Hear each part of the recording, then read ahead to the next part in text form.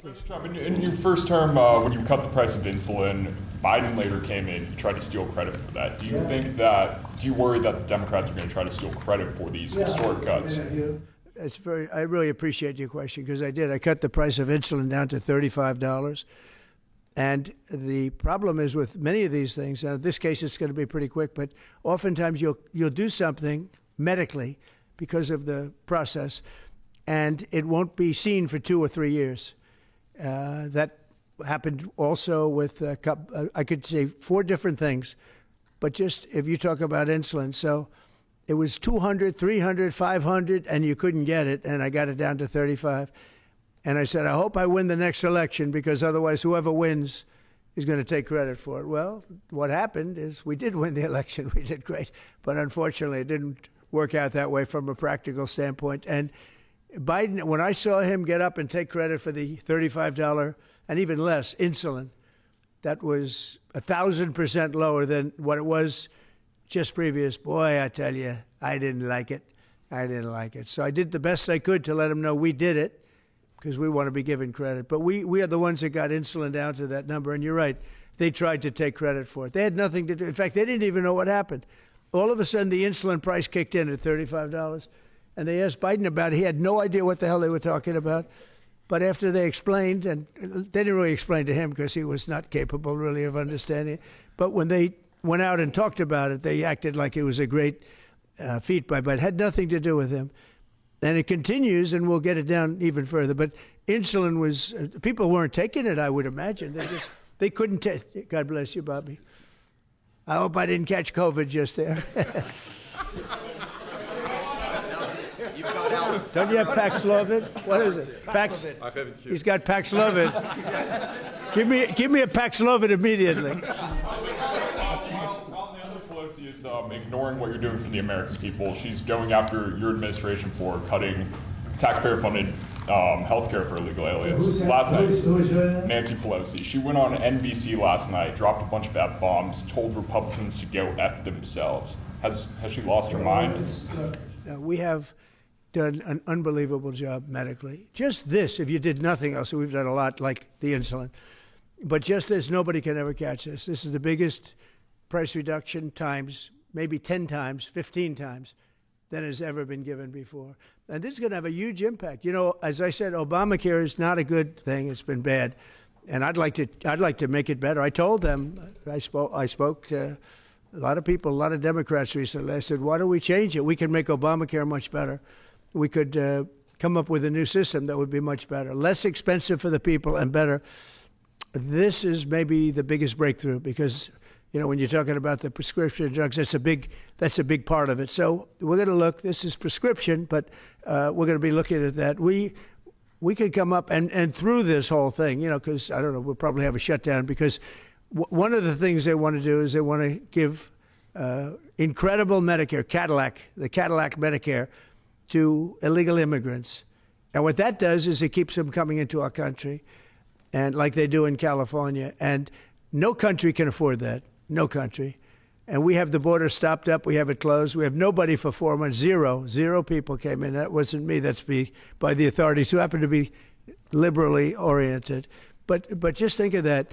We have people offering health care to people all over the world that they can't afford to pay. And that's the Democrats. And what that does is it brings people into the country because they want to come in for the health care.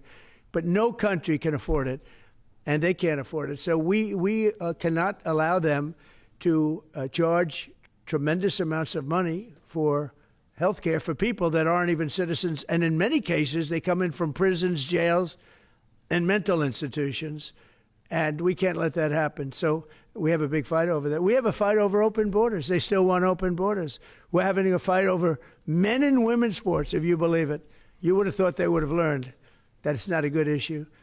And we have a fight in transgender, as you know, transgender for everybody. And that, when you talk medically, that's a lot of money too. That's a lot.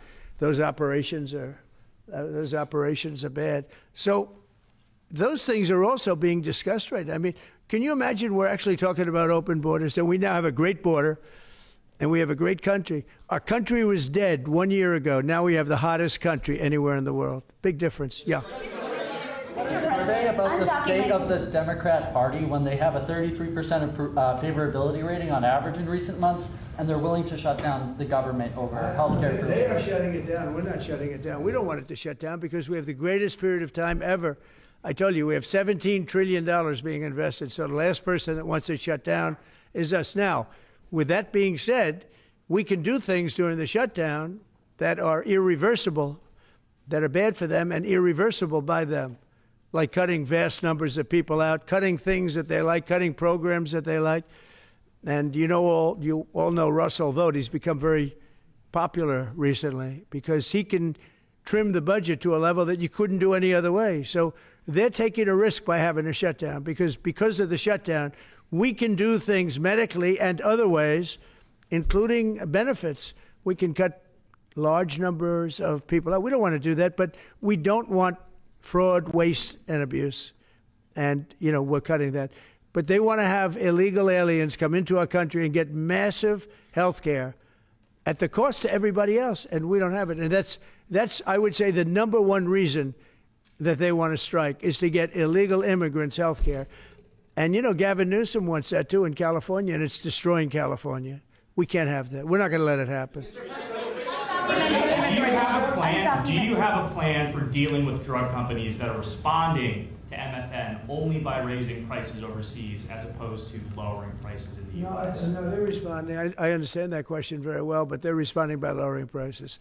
They're helped by lowering prices. There's a price at which they can't sell, and they're helped by lowering prices. In the case of Albert and in the case of Eli Lilly, the fact is our prices are coming down massively. You see, that's just a few of the basics, but they're coming down much more than that with many drugs, and over 1,000%. Think of that, over 1,000% reduction. And we'll show you that next week because we have some of them on the board next week where you have over 1,000% price reduction. Now, what's going to happen is you're going to have the market will kick in. This way, the market kicks in.